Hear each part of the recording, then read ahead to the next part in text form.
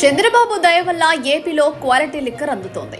ఇంకేముంది, ఈ 31st కి ఏపీ మందుబాబులు పండుగ చేసుకున్నారు. కొత్త సంవత్సరానికి స్వాగతం పలుకుతూ ఓ మందుబాబు చేసిన పనికి ఏపీలో లిక్కర్ ఎంతలా పారుతుందో అర్థమవుతోంది. చంద్రబాబు సర్కార్ మధ్య ప్రవాహం ఏ రేంజ్ లో ఉందో ఈ ఒక్క వీడియోతో బయటపడింది.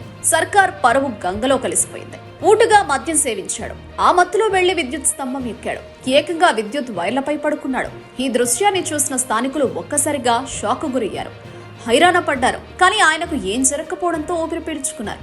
పార్వతీపురం, మన్యం జిల్లా పాలకొండ మండలం ఎం సింగుపురంలో వెలుగు చూసింది ఈ ఘటన.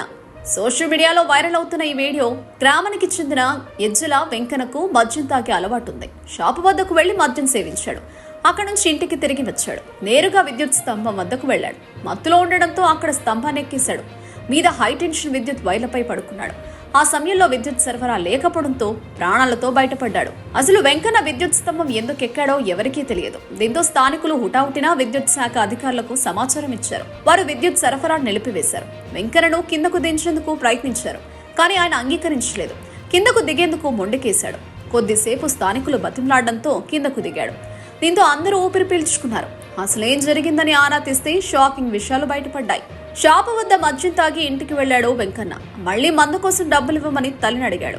ఆమె నిరాకరించడంతో ఆ కోపంతో వెళ్లి విద్యుత్ స్తంభం ఎక్కి వైర్లపై పడుకున్నాడు. అయితే ఆ సమయానికి విద్యుత్ సరఫరా లేకపోవడంతో పెద్ద ప్రమాదం తప్పింది. లేకుంటే పరిస్థితి మరోలా ఉండేది.